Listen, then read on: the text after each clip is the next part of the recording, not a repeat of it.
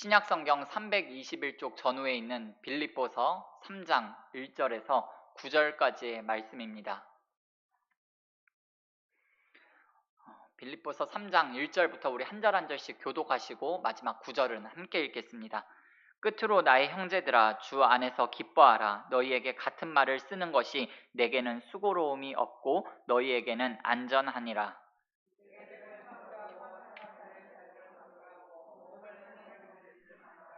하나님의 성령으로 봉사하며 그리스도 예수로 자랑하고 육체를 신뢰하지 아니하는 우리가 곧 할례파라.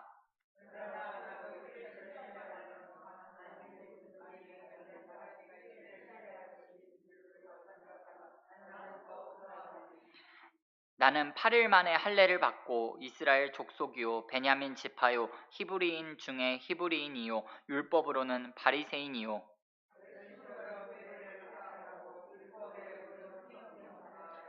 그러나 무엇이든지 내게 유익하던 것을 내가 그리스도를 위하여 다 해로 여길 뿐더러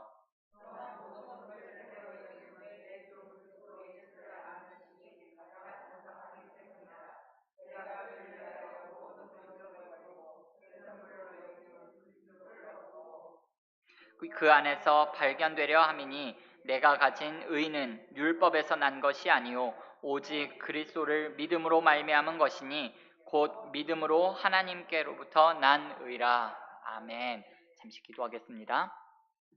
전능하신 우리 아버지 하나님, 은혜와 사랑을 진심으로 감사합니다. 하나님, 이 저녁에 정한 시간, 정한 장소에서 함께 모여 찬양하게 하신 하나님 감사를 드립니다. 이 시간 살아계신 하나님 말씀을 통하여서 오늘도 나에게 들려주고 싶으신 성령님의 음성을 꼭 듣고 돌아갈 수 있는 은혜를 우리 가운데 허락하여 주시옵소서. 한 단어 한 문장을 먼저는 우리의 심령 가운데 새기게 도와주시고 우리의 삶의 자리에서 한 절이라도 정말 예수님을 더 닮아가는 모습으로 살아갈 수 있도록 인도하여 주시옵소서.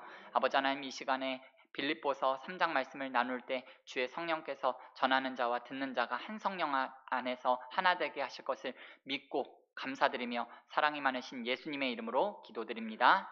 아멘. 참 잘 오셨습니다. 오늘 읽으신 본문 빌립보서 3장 1절에서 9절 말씀을 중심으로 스펙 vs 스토리라는 제목으로 잠시 하나님의 말씀을 나누도록 하겠습니다. 지난달 금요 청장년 기도의 시간에 제가 너희 구원을 이루라 라는 제목으로 하나님 말씀을 나누면서 구원에는 3가지의 시제가 있다는 것을 여러분들께 말씀을 드렸습니다. 아직까지 기억하고 계시리라 생각합니다. 그 3가지 시제 중에 첫 번째로 말씀드렸던 것이 과거 완료로서의 구원, 칭의의 구원이라는 말씀을 드렸는데요. 칭의는 다른 말로 하면 법정적 의라고 했습니다. 하나님께서 너를 의롭다라고 판결하신 거예요. 이 의는 칭의의 구원은요, 전적으로 하나님께서 하신 일입니다. 그렇기 때문에 사람이 거기에 대해서 뭘 한다거나 뭘 보탤 것도 없고 보태서도 안 된다라고 말씀을 드렸습니다. 그럼에도 불구하고 초대교회 시절부터 하나님께서 주신 이 칭의의 구원에다가 다른 것을 갖다가 넣으려는 사람들이 있다고 했죠. 사람의 행위와 공로에다가 그 업적을 보태려고 하는 사람들이 있었습니다. 어떻게 예수님만 믿어서 구원받을 수 있느냐? 율법도 지켜야 하고 할례도 받아야 하고 유대 전통도 지켜야지 너희가 구원을 받을 수 있는 거다 라고 말하는 사람들이 있었다는 거예요. 그 사람들이 율법을 아주 신봉하는 율법주의자들이었는데요. 그 사람들은 주로 종교 지도자들, 위치에 있는 사람들이었습니다.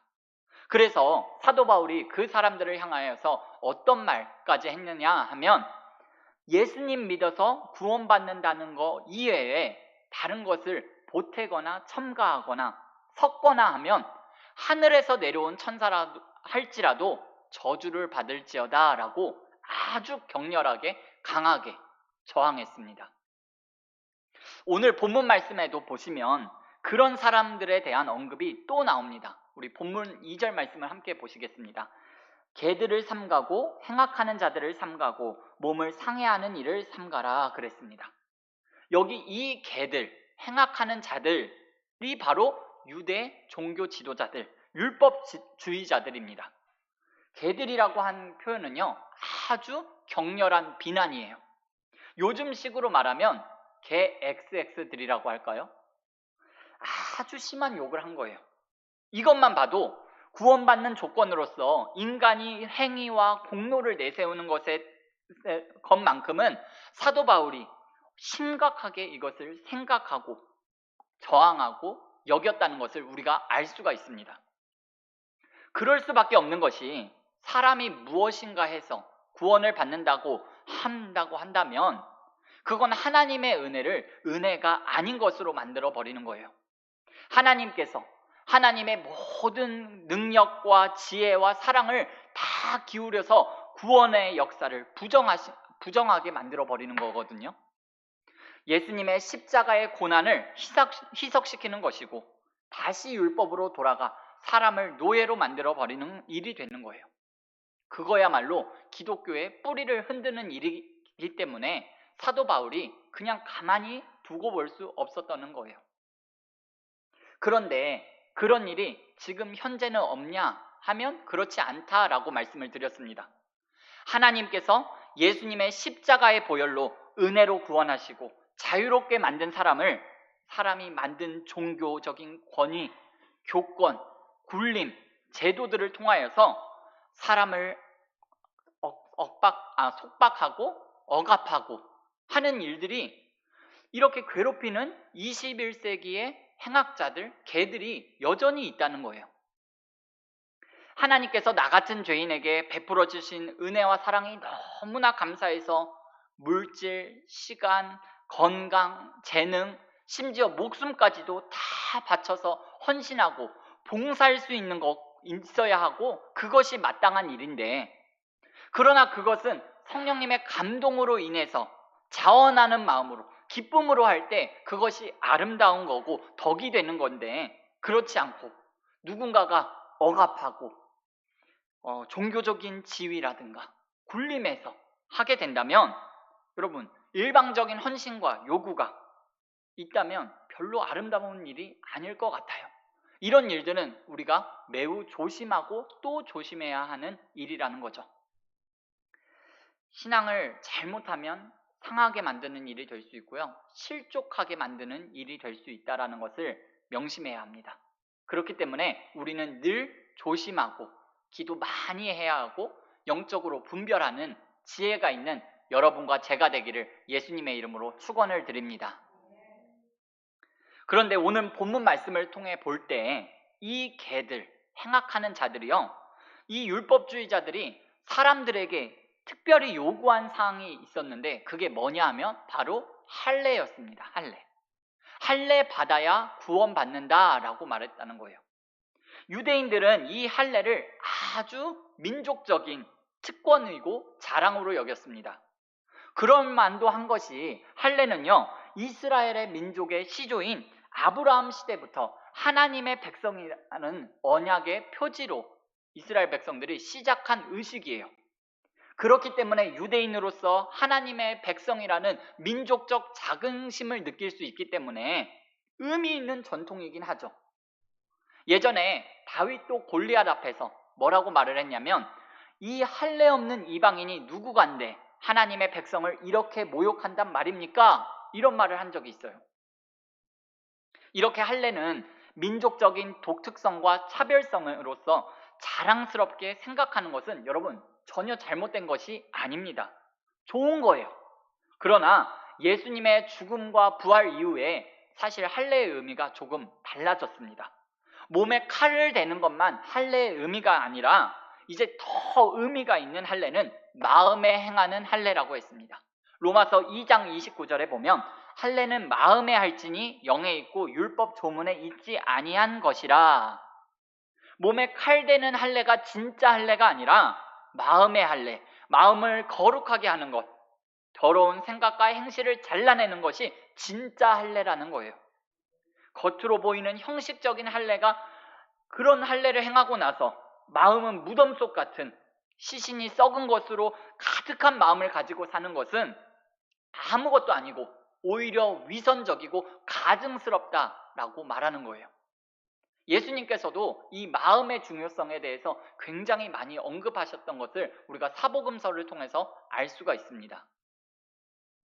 그래서 오늘 사도 바울이 뭐라고 하느냐 하면 몸을 상해하는 일을 삼가라 그럽니다. 이 말은 할례에 대해서 아주 냉소적인 말이라고 할 수 있습니다. 몸에다가 칼자국 내고 그걸 자랑하고 그걸 구원의 조건이라고 말하는 것은 아주 말도 안 되는 소리다라고 말하는 거예요. 여러분, 유대인들이 이 선민의식을 갖고 있는 건요, 예나 지금이나 아주 유명합니다. 이때 당시에 유대인들에게 아주 많이 즐겨 사용했던 말 중에 어떤 말이 있었냐 하면 이방인들은 지옥의 불쏘시개다라는 말이 있었대요. 타 민족에 대해서는 굉장히 배타적이고 그들에 대하는 이스라엘 백성들의 태도를 알 수 있는 말이죠. 자기들이 유대인이요 하나님의 백성이요 하나님의 율법을 가지고 있고 할례의 전통을 이어오고 있다는 거, 그런 것들을 아주 자랑스럽게 생각했어요. 그러니까 민족의 우월성, 전통에 대한 긍지, 이런 것들이 이 사람들의 바로 뭐가 되는 건가요? 스펙이 되는 거예요. 스펙. 그리고 자기들이 가지고 있는 그 스펙이 너무나 자랑스러운 거예요. 물론 그런 스펙을 자랑스럽게 생각하는 것 자체가 문제가 되는 건 아니에요. 그러나 유대인이 아닌 다른 사람들에게 그 가진 스펙을 가지라고 요구한다거나 그 스펙을 구원받는 조건으로 말한다는 것은 자기들이 하나님 위치에 올라서는 것뿐만 아니라 어찌 보면 하나님보다 더 높은 위치에 올라서려고 하는 그런 우월의식이라고 볼 수 있다는 거죠. 아주 오만불손한 행동이다라고 말할 수 있을 것 같습니다. 거기에 대해서 사도 바울이 개들, 행악자들이라고 격하게 비난을 하고 있는 거예요. 그렇게 격하게 비난을 하고 난 다음에 이렇게 말합니다. 본문 3절 말씀을 우리 함께 읽겠습니다. 하나님의 성령으로 봉사하며 그리스도 예수로 자랑하고 육체를 신뢰하지 아니하는 우리가 곧 할례파라. 아멘. 무슨 말인가요? 이런 말입니다. 어떤 사람들이 할례 자랑하고 다니죠? 전통 자랑하고 다니죠? 스펙 자랑하고 다니죠? 그러나 그것이 진짜 스펙이 아닙니다. 그리스도인의 진짜 스펙은 성령의 힘으로 봉사하고 예수님 자랑하는 것이 진짜 스펙입니다 라고 지금 사도 바울이 말하고 있는 거예요. 여기 이 성령으로 봉사한다 할 때 봉사라는 말은요, 무슨 일을 하는 것만이 아니라 예배, 섬김 같은 것을 다 포함하는 단어예요. 그러니까 한마디로 성령의 힘으로 신앙생활하면서 예수님 자랑하고 성령님을 의지해서 예배하고 성령님의 감동을 따라 봉사하는 것, 그것이 그리스도인의 진정한 스펙이다. 그래서 진짜 할례파는 우리다라고 말하는 거예요. 이렇게 여러분들이 본문 3절 말씀을 이해하시면 틀림없습니다. 여러분, 오늘 사도 바울이 성령으로 봉사하고 예수님만 자랑하는 것이 그리스도인의 진짜 스펙이다 라고 말하는 이 말씀 앞에서 그리스도인으로서 나는 얼마만큼의 스펙을 가지고 있는가 라는 것을 우리가 다시 한번 생각해 볼 필요가 있는 것 같습니다. 오늘 그렇게 스펙 자랑하는 사람들에게 사도 바울이 이렇게 말합니다. 성령으로 봉사하고 예수님 자랑하는 것이 진짜 할례라고 말하고 다니니까 혹시 내가 세상적으로 스펙이 없어서 옹색하게 변명하는 것이라고 생각할지 모르겠는데 그렇지 않다. 너희들 그렇게 갖추고 싶어하는 그 스펙, 그렇게 자랑하고 싶어하는 그 스펙, 세상 스펙으로 말하면 나는 누구한테도 안 빠지는 사람이다 라고 자기의 스펙을 지금 사도 바울이 말하는 거예요. 우리 4절에서 6절 말씀을 다시 한번 같이 읽겠습니다. 그러나 나도 육체를 신뢰할 만하며 만일 누구든지 다른 이가 육체를 신뢰할 것이 있는 줄로 생각하면 나는 더욱 그러하리니 나는 8일 만에 할례를 받고 이스라엘 족속이요 베냐민 지파요 히브리인 중에 히브리인이요 율법으로는 바리새인이요 열심으로는 교회를 박해하고 율법으로는 흠이 없는 자라. 사실은요, 사도 바울이 이것 말고도 스펙을 더 많이 갖춘 사람입니다. 태어나면서부터 로마 시민권자였죠. 유대교 안에서 가장 명망 높은 가말리알 문화에서 아주 젊고 엘리트 중에 엘리트였던 사람이 바로 사도 바울이었습니다. 완전 국제 인재였고 글로벌 리더였던 사람이 사도 바울이었어요. 바울의 이 스펙, 사실 여러분들께 말씀 안 드려도, 설명 안 드려도 여러분들 다 알고 계시겠지만, 그래도 간단하게 조금 우리 한번 살펴보면요, 바울이 가진 스펙을요 크게 두 가지로 나눌 수 있습니다. 하나는 출생하면서부터 갖게 된 스펙이고요, 또 하나는 자기 스스로가 이룬 스펙이에요. 먼저 출생 스펙을 살펴보면 태어난 지 8일 만에 할례를 받았다라고 했습니다. 다시 한번 말씀드리면 이 할례는요, 이스라엘 백성들이 하나님의 언약 백성이라는 증거예요. 이스라엘 백성들이 자기들이 하나님의 백성이라는 것을 확인하면서 프라이드를 갖게 되는 증거가 세 가지가 있습니다. 첫 번째는 무지개이고, 두 번째는 안식일이고, 세 번째는 할례입니다. 무지개는 공간 속에 나타난 하나님의 언약의 표시, 증거이고요. 그리고 안식일은 시간 속에 나타난 하나님의 약속, 언약의 증거이고, 이 할례는 육체에 새기는 언약의 표시라고 할 수 있습니다. 이렇게 이 사람들이 너무나도 자랑스럽게 여기는 언약 백성이라고 생각하는 이 3종 세트 중에 하나가 할례였습니다. 그런데 이 세 가지 중에 가장 으뜸이 뭐냐? 바로 할례였습니다. 태어난 지 8일이 된 때에 할례를 행했잖아요. 그런데 8일째 되는 날이 안식일일 수도 있잖아요. 그러면 여러분, 안식일 날 다른 노동은 다 하면 안 되는데 다른 것은 다 안 해도 이 할례만큼은 시행했습니다. 또 매년 7월 10일 날 이스라엘 백성은요, 대속죄일로 모여서 경건하게 하루를 보내는 날이었거든요. 그러면 이 날은 노동도 안 하고 경건하게 지내면서 아주 중요하게 생각하는 날인데, 이 7월 10일 날도 역시 할례의 날짜, 할례를 행해야 되는 날짜하고 겹치면 어떻게 했느냐 하면 할례를 행했습니다. 바울이 이런 이스라엘의 유서 깊은 할례의 전통 가운데 자신이 태어난 사람이다 라고 말을 하는 거예요. 두 번째로, 이스라엘 족속이라는 말은요, 원래 외국인이었는데 살면서 국적 취득한 시민권자가 된 그런 이스라엘 사람이 아니라 자신은 토종 이스라엘 사람이라는 거예요. 그런 사람들이 있었거든요. 이방인인데 개종해서 할례받고 국적을 취득해서 편입된 사람들이 있었어요. 그런 개종 이스라엘인이 아니라는 거예요. 베냐민 지파라고 말을 했는데, 여러분, 베냐민 지파라고 할 때는요, 당연히 왕족을 말하는 거예요. 이스라엘의 첫 번째 왕인 사울이 베냐민 지파 사람이었거든요. 그리고 이 베냐민 지파라는 말 속에는 또 다른 의미가 들어있는데 무슨 말이냐 하면, 이스라엘의 조상의 선조인 야곱이 가장 사랑했던 라헬이 낳은 두 아들 가운데 한 명이 바로 베냐민이었습니다. 조상의 특별한 총애를 받은 지파 출신이라는 것을 말하고 있는 거예요.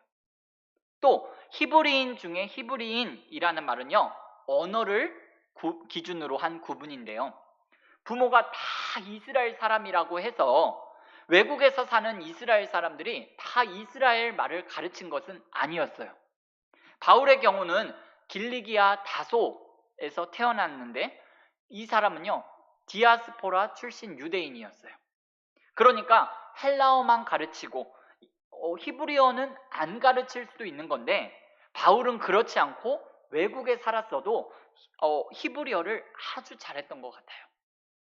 사도행전 22장 말씀을 보시면 바울이 예루살렘에 들어가서 여기저기 끌려다녀요. 그때 변호하는 도중에 한 번은 유대인들에게 다 그들이 모인 자리에서 이렇게 변명을 합니다. 우리 사도행전 22장 1절에서 2절 말씀을 22 2장 1절에서 2절 말씀을 보겠습니다. 보시면 부형들아 내가 지금 여러분 앞에서 변명하는 말을 들으라. 그들이 그가 히브리 말로 말함을 듣고 더욱 조용한지라 그랬습니다. 무슨 말인가요? 아니 저 인간 어떻게 히브리 말을 할 줄 아는 거지? 저거 진짜 히브리 사람이네? 라고 지금 사람들이 말하는 거예요. 이런 것이 사도 바울이 가지고 있는 출생 스펙입니다. 이런 것을 요즘 우리식으로 말한다면 다이아몬드 수저, 금수저라고 할까요? 정말로 이 사도 바울은요 엄친아 중에 엄친아였습니다. 그 다음에 바울이 스스로 이룬 성취 스펙도 있습니다. 바리새인이라는 거예요. 바리새파는요 유대 종교의 주류 종파였어요. 정치적으로는 사두개인들이 힘을 가졌고요, 종교적으로는 이 전부 모든 것들은 다 이 바리새파들이 가졌습니다. 복음서에 나오는 여러분들 그 서기관들 있잖아요. 서기관들 거의 다 바리새파 랍비들입니다. 구약 성경을 필사하고 종교적인 기준을 제시하고 권장사항과 금기사항을 정하고 종교적으로 옳고 그름을 판결을 내리고 상벌을 시행했던 사람들이 이 바리새파 사람들이었습니다. 절대적인 종교 권력자들이었습니다. 바울은 그 바리새파 중에서도 엘리트 그룹에 속한 사람이었어요. 이때 당시에 바리새파 랍비들에는 양대 산맥이 있었는데요. 한 그룹은 가말리엘 문화였고 다른 한 그룹은 힐렐 학파가 있었는데 바울은 가말리엘 문화에 속한 젊고 아주 엘리트였습니다. 바리새인 중에서도 유력한 사람이었어요. 사도행전 22장 3절 말씀을 보시면 나는 가말리엘 문화에서 우리 조상들의 엄한 교훈을 받았고 오늘 너희 모든 사람처럼 하나님께 대하여 열심히 있는 자라 그랬습니다. 여기 이 하나님에 대하여 열심이라는 말이 바로 오늘 본문 말씀에 나오는 열심으로는 교회를 박해했던 자라는 말입니다. 예수님 믿는 사람들을 체포하고 교회를 박해하는 것이 사도 바울에게는, 바리새인으로서 사도 바울에게는 하나님을 잘 믿고 예법이고 종교에 대한 헌신이고 충성이라고 생각했다는 거예요. 사도행전 7장을 보면 유대인들이 스데반을 돌로 쳐 죽일 때 겉옷을 벗어서 사도 바울에게 맡겨두거든요. 저는 바울이 옷을 맡았다 하기에 처음에는 그게 그냥 허드렛 일이라고 생각했습니다. 그런데 알고 보니까 옷을 맡았다라는 의미가요, 그게 요즘식으로 표현하면 매니저라는 말이에요. 매니저. 그 일을 관장하고 책임지는 사람이라는 거예요. 그러니까 예수님 믿기 이전에 바울, 그때까지는 사울이라고 불렸던 이 사람은요 바리새파에서 벌써 상당한 위치에까지 올라가서 일하는 사람이었고 젊고 촉망받는 엘리트였다는 거예요. 이런 것들이 바울의 세상 스펙이라는 거예요. 출생 스펙으로 보나 성취 스펙으로 보나 절대로 어디 가서 빠지지 않는 사람이 바로 이 사도 바울이었습니다.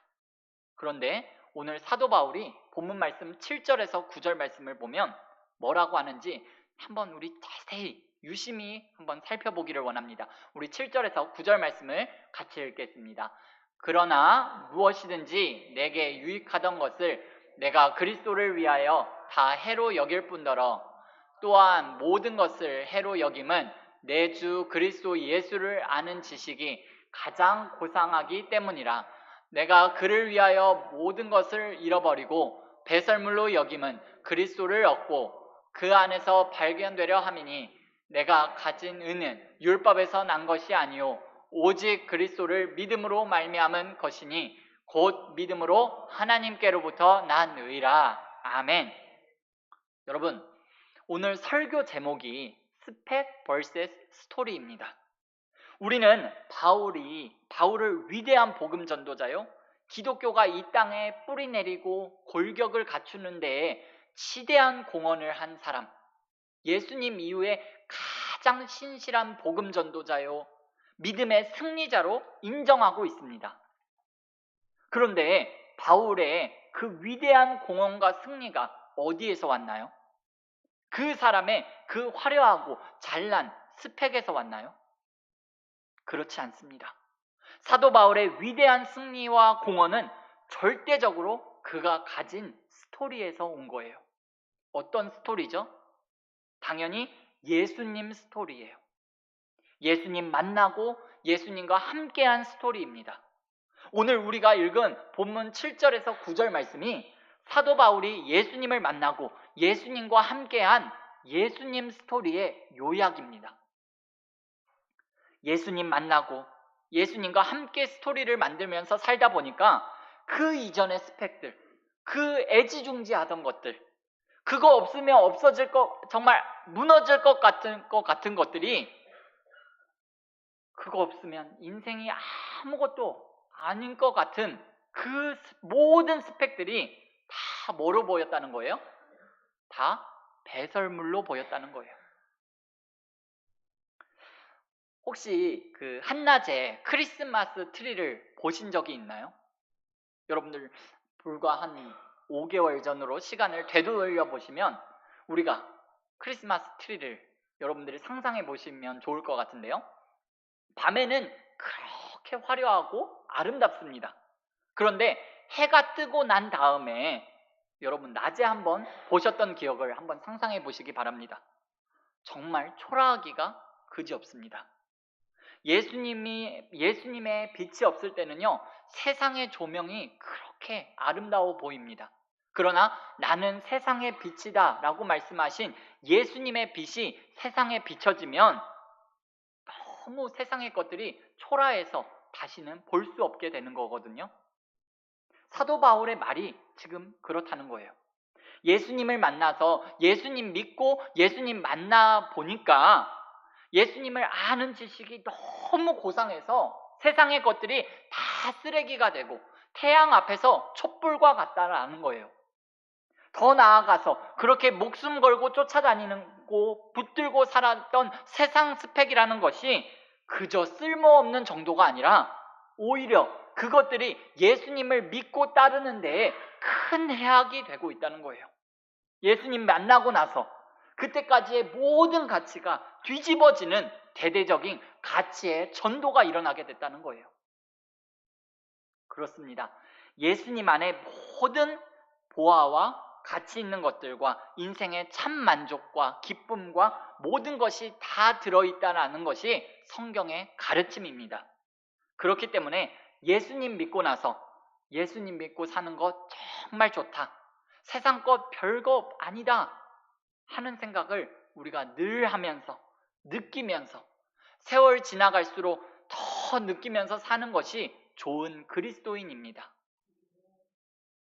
오늘 성경 말씀은요, 우리에게 다시 한번 말씀하는 것은, 그러니 지금 혹시라도 세상 스펙 은근히 자랑하고 싶은 마음, 아니라 하면서도 혹시 마음 한쪽을 세상의 가치에 두고 사는 것, 돈에다가 두고 살고 명예에다 두고 살고 건강에다가 두고 살고 쾌락에다 두고 살고 안락함에다 두고 살고 자기 자랑에다 두고 살고 기분에다가 두고 살고 아서라 말아라 하는 거 아니라는 거예요. 그렇게 하는 것은 예수님 안에서 발견되려고 하는 것이 아니라 예수님 안에 있다 하면서도 세상 가운데서 발견되려 하는 것이고, 율법에서 난 자기 능력, 자기 우월, 자기 잘난 거 자랑하려고 사는 것이라는 거예요. 그것은 예수님 믿는 것에 큰 걸림돌이 된다는 것을 알아야 된다고 오늘 성경 말씀은 말하고 있습니다. 여러분, 세상 스펙으로 예수님 섬기는 거 아닙니다. 예수님 스토리로 예수님 섬기는 거예요. 예수님 만난 스토리, 예수님과 함께한 스토리가 있는 사람들이 정말 기쁨으로 헌신하고 능력 있게 헌신할 수 있습니다. 저만 봐도 목사라는 타이틀, 석사학위, 유학했다면 그것이 만약에 스펙이라고 한다면 스펙이라 할 수 있겠죠. 그러나 그거 가지고 하나님의 일 하는 거 아닙니다. 좀 다른 측면의 일이기는 하지만 여러분, 우리가 흔히 저 사람 참 착해, 그러면서 착한 것이 좋은 것이라는 생각을 하는 것이 일반적인 인식입니다. 그러니까 착하다라는 것도 어떻게 보면 어떤 면에서 세상적인 스펙이 될 수 있어요. 소위 그 착하다라는 것 가지고는요, 하나님의 일 하는 것 아니라는 거예요. 그 어떤 것이든 세상적인 스펙을 떠나서 오늘 지금 예수님과 함께 만들어가는 스토리가 있느냐 하는 것이 정말 중요한 거예요. 정말 중요해요. 예수님 스토리는요, 목사라고 해서 더 만들어지는 것도 아니고 많이 만들어지는 것도 아니고 초신자라고 해서 못 만드는 것도 아니고 직분과 관계없이 신앙 연조와 관계없이 예수님 사랑하는 마음, 순종하는 마음, 섬기고 싶은 마음, 드리고 싶은 마음만 가지고 있다면 예수님 스토리는 만들어지는 것이고 예수님과 함께하는 이야기를 만드는 사람, 많이 가진 사람이 능력 있는 그리스도인, 정말 생명력 있는 그리스도인이라고 할 수 있는 거예요. 바라기는 이 자리에 함께하는 우리 은자교회 성도님들이 이런 예수님 스토리를 많이 가진 성도님들이 되시기를 예수님의 이름으로 축복합니다. 여러분, 세상 스펙 자랑하지 마시고 예수님과 함께하는 이야기 많이 가진 사람들, 예수님 스토리 많은 사람들, 그 예수님 스토리를 많이 자랑하는 사람들이 되시기를 바랍니다.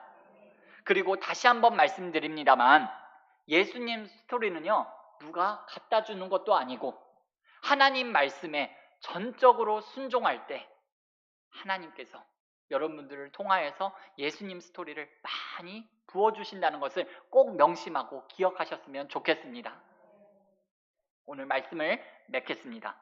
하나님의 은혜로 구원하시고 자유롭게 하신 형제자매들, 제도로 얽매고 전통에 속박하고 굴림하고 괴롭게 해서 다시 율법 시대로 되돌리는 일을 우리 삼가하는 저와 여러분들이 다 되실 수 있기를 바랍니다. 잘 분별하시고 삼가서 정말 우리 교회는 아름다운 공동체를 이루어가기를 예수님의 이름으로 부탁을 드립니다. 세상 스펙이 진짜 스펙이 아니라 성령으로 봉사하고 예배하고 예수님 자랑하면서 사는 것이 진짜 그리스도인, 진짜 스펙이라는 것을 여러분 꼭 기억하시고, 그런 의미에서 스펙 좋은 사람들이 되기를 바라고, 세상 스펙 가지고는 이기지 못한다는 거, 세상 스펙을 가지고는 하나님 섬길 수 없다는 거 꼭 기억하시면서 오늘 지금 여기서 예수님 스토리 많이 만드시기를 바랍니다. 예수님 사랑하고 예수님께 순종하고 예수님과 함께하는 믿음의 스토리, 순종의 스토리, 사랑의 스토리 많이 만드는 사람들, 그래서 정말로 세상을 이기면서 기쁨과 감사함과 성령 충만함으로 살아가는 하나님의 백성들이 다 되실 수 있기를 예수님의 이름으로 축복합니다. 기도하겠습니다.